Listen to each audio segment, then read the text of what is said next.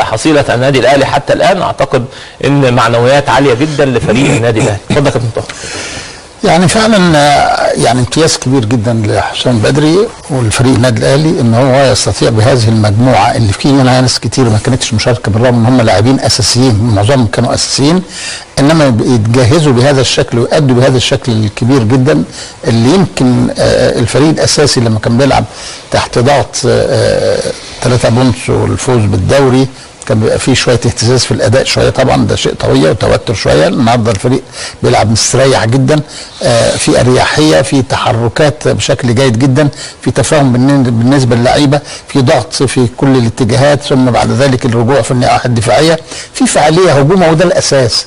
يعني خلينا نتكلم بقى، يمكن حضرتك اتكلمت على الكابتن لطيف لما بيقول الكوره جوال، فعلا الكوره جوال. يعني النهارده ما ممكن اعمل كل الحاجات ديت، لكن في النهايه ترجمه هذه الحاجات لاهداف، هو ده الاساس في الكوره.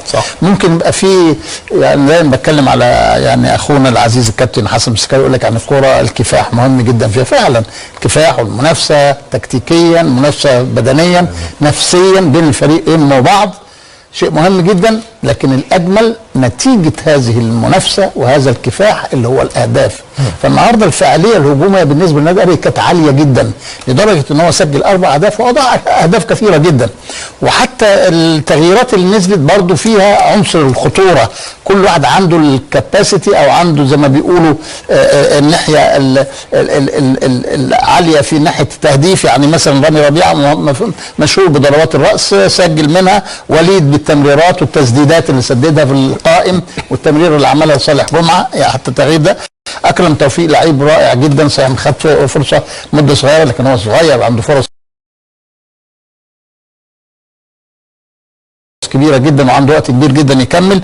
المجموعه اللي صالح جمعه ادى بشكل كويس. لما بنقول صالح جمعه الناس بتقول مثلا مش عارف، ما فيش حاجه اسمها بديل، انما هو يعني منافس في هذا المركز. هو عبد الله ما يقدرش يلعب على طول كل الماتشات، او اي لعيب لازم يبقى فيه كمان واحد موجود لاي سبب، في اجهاد، في ايقاف، في اصابه لا سمح الله، بيبقى في واحد تاني موجود. فحتى صالح كان موجود صالح يقدر يلعب على عبد الله. صالح له يعني كواليتي في الاداء مختلفه شويه. عبد الله بيلعب بلاي ميكر، بيمسك، بينقل، بيستحوذ بسلو موشن، احيانا يتقدم قدامه ويسجل اهداف برضه.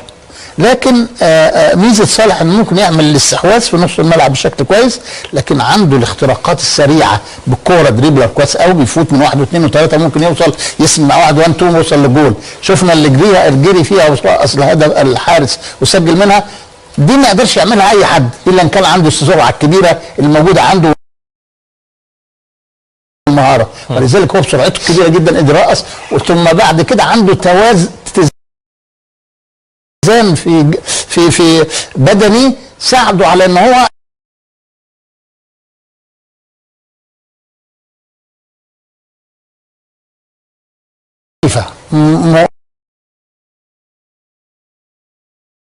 ممكن عبد الله يرجع في نص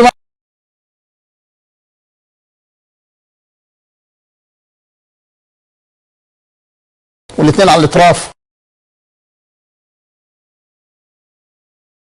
الشوط الاول كان يفتح خطوطه اكتر، الشوط الثاني لعيبه ندافع اكتر، كان يقدر يستغل الاندفاعات دي ان هو يعمل كونتر اتاك زي ما لعب قدام المصري، قدر يجيب جون، وكان ممكن يحاول يحافظ عليه بالتامين اللي عامله في نص الملعب، لكن ده ما حصلش علشان الهدف اللي جه مبكر.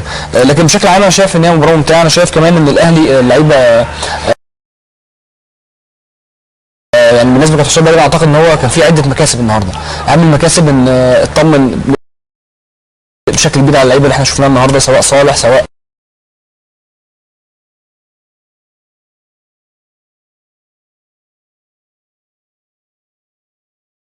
فريق سموحه. ففي اكتر من لاعب النهارده هو اتكلم على طموحات سموحه او طموحات الجمهور ان هي السنه الجايه اكيد هتبقى اعلى. واضح ان اللعيبه اللي مشيت كان هو عايز يدعم بحاجه معينه، عنده رؤيه معينه. اعتقد ان هو لم يتجاوز في اي شيء، مدير فني محترم، اداره محترمه، كل التوفيق ان شاء الله باذن الله لنادي سموحه الفتره القادمه. فرق الكابتن ايهاب جلال هيروح فين او ممكن يمضي فين، او توقعاتنا ان هو لو مش في المقصه هيبقى فين؟ هنعرف الكلام ده بعد الفاصل. هل ممكن نتوقعه بالفصل؟ ممكن. يروح فين بقى؟ انا بقول 90% سموحه. سموحه ده افضل لكابتن ايهاب جلال؟ اظن كلنا متفقين على كده. عمل موسم استثنائي، جهد رهيب جدا الحقيقه ونتائج متميزه. استثنائي يعني لن يكرر يا كابتن؟ صعب يتكرر لان الزمالك مش هيفضل على عدم الاستقرار اللي موجود عليه السنه دي. الاسماعيلي بيجهز نفسه، الاتحاد ماشي كويس، يعني هتلاقي في فرق بتدعم بشكل كويس جدا. وزي ما شفنا كده المقصه بيتخلى عن افضل 2 لعيبه عنده، وبالتالي هنا في فكر استثماري قد يؤثر كتير مع المقصه يا كابتن، كل سنه عن افضل لعيبه وكم. ما احنا قلنا في انديه تانية بتجهز نفسها وبتدعم بشكل كويس، بقى عندها طموح بعد الحقيقه العروض المتميزه لفرقه المقصه، فكل فرقه عندها. والزمالك مش هيدي الفرصه تاني استحيل. غير الاثنين اللي يمشوا دول، مع كمان احمد الشيخ كمان هيمشي يعني. فطبعا دي كلها امور صح فعلا. يعني هو الانجاز اللي هو عمله انا شايف ان هو صعب يتكرر صعب يتكرر تاني.